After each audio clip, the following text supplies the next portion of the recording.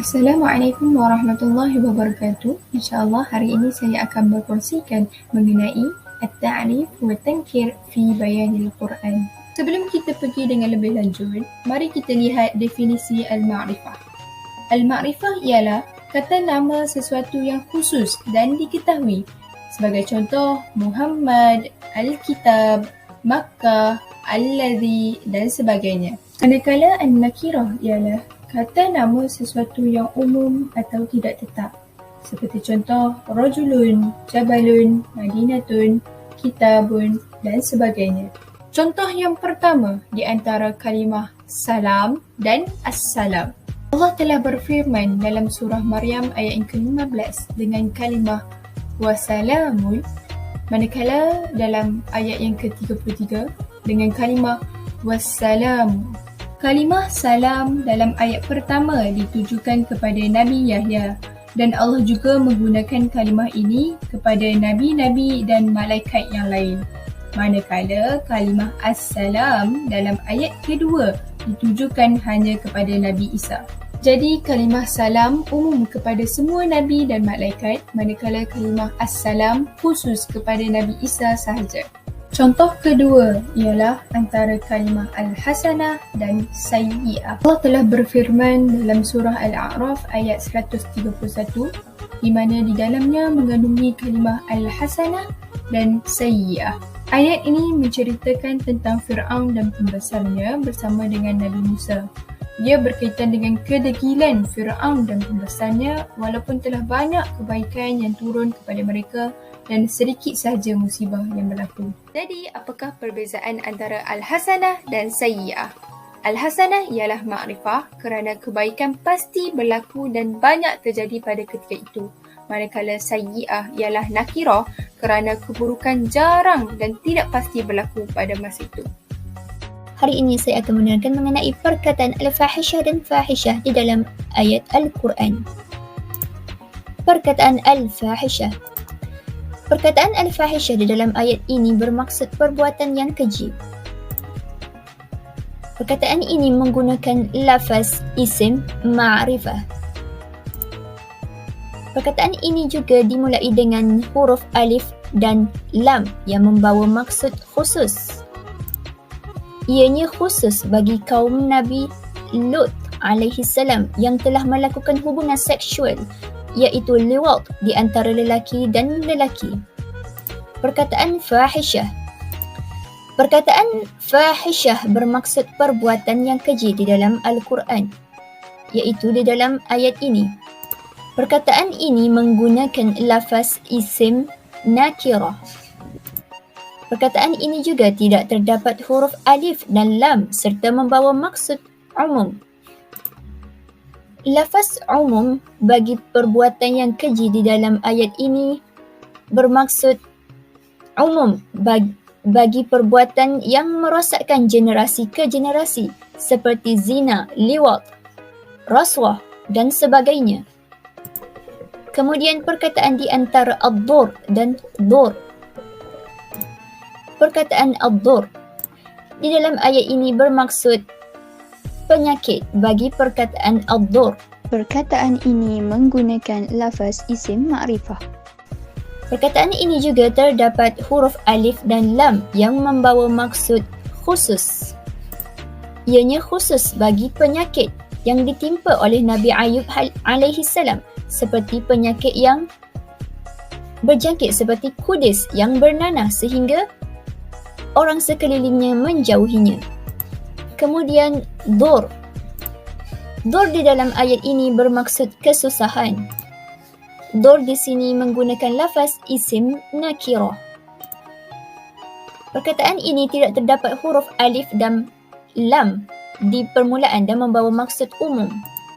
Lafaz umum bagi kesusahan di sini membawa maksud kesusahan yang dihadapi oleh kaum musyrikin seperti kelaparan, kemarau yang panjang, musibah dan sebagainya. Seterusnya kalimah al-lail dan lailan. Pada surah Muzammil ayat yang kedua, Allah berfirman dengan menggunakan kalimah al-lail, iaitu menunjukkan kepada ma'rifah kerana mempunyai al-alif wal lam at-ta'rif. Pada ayat ini, Allah ingin menerangkan tentang malam yang mana didirikan Qiyamul Lail. Kalimah Al-Lail juga merujuk kepada kesemua malam. Tiada malam yang terkecuali daripadanya. Manakala pada surah Al-Isra ayat 1 pula, Allah berfirman dengan menggunakan kalimah Lailan. Kalimah Lailan tanpa alif dan lam membawa maksud kepada waktu malam yang singkat. Lafaz tangkir ini menunjukkan kepada pengurangan perjalanan Isra' Nabi yang mana perjalanan yang seharusnya mengambil masa selama 40 malam telah dipendekkan menjadi 1 malam sahaja. Seterusnya kalimah Rasul dan Ar-Rasul. Contoh bagi kalimah Rasul iaitu nakirah disebut dalam surah Ibrahim ayat 4 yang membawa maksud mana-mana Rasul yang diutuskan oleh Allah kepada sesuatu kaum. Istilah Rasul merupakan lafaz yang umum dan tidak dikhususkan kepada mana-mana Rasul. Lafaz ini juga membawa erti kesemua Rasul. Seterusnya, contoh bagi kalimah Ar-Rasul ada disebut di dalam surah Ali Imran ayat 153 yang mengkhususkan kepada Nabi Muhammad sallallahu alaihi wasallam. Ayat ini merupakan teguran buat mereka yang melanggar perintah Rasulullah semasa perang Uhud sehingga menyebabkan kekalahan kaum muslimin pada perang itu. Perbezaan antara Sakhratin dan As-Sakhrati. Pertama, lafaz Sakhratin disebut dalam surah Luqman ayat 16.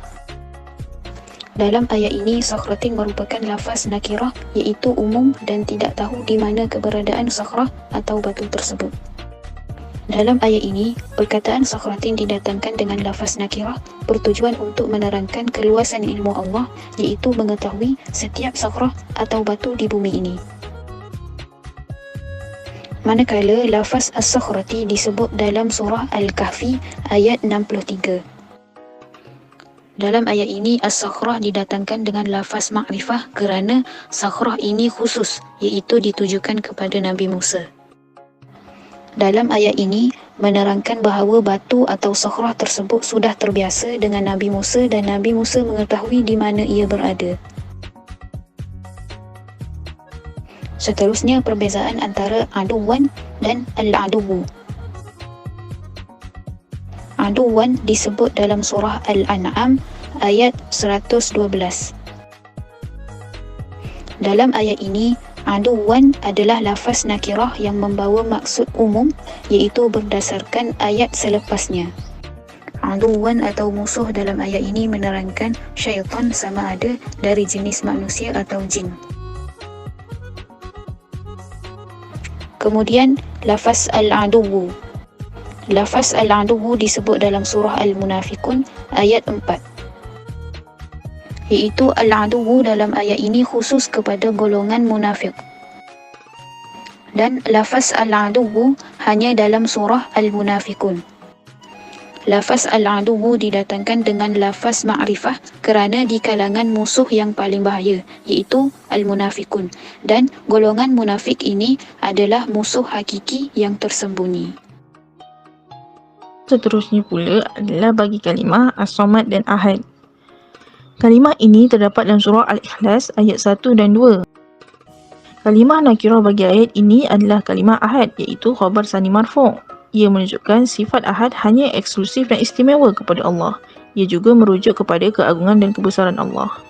Kalimah ma'rifah pula adalah As-Samad, iaitu khabar yang menunjukkan sifat As-Samad ini hanya istimewa kepada Allah Subhanahu Wa Taala. Contoh seterusnya pula adalah An-Nar dan Naron.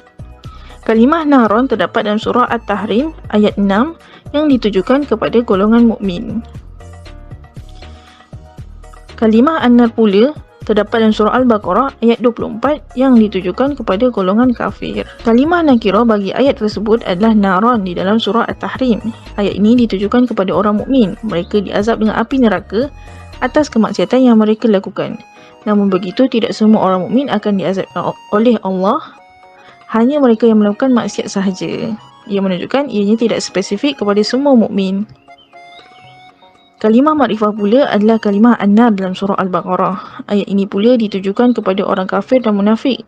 Ia menunjukkan bahawa Allah akan mengazab mereka dengan api neraka meliputi semua orang kafir dan munafik, yang menunjukkan umum. Kalimah nakirah dan makrifah ini juga disebabkan oleh urutan penurunan surah. Surah At-Tahrim merupakan surah Makkiyah yang diturunkan sebelum surah Al-Baqarah. Oleh itu, kalimah nakirah di surah At-Tahrim adalah kerana ia diturunkan lebih awal dari surah Al-Baqarah dan menyebabkan kalimah dalam surah Al-Baqarah menjadi makrifah.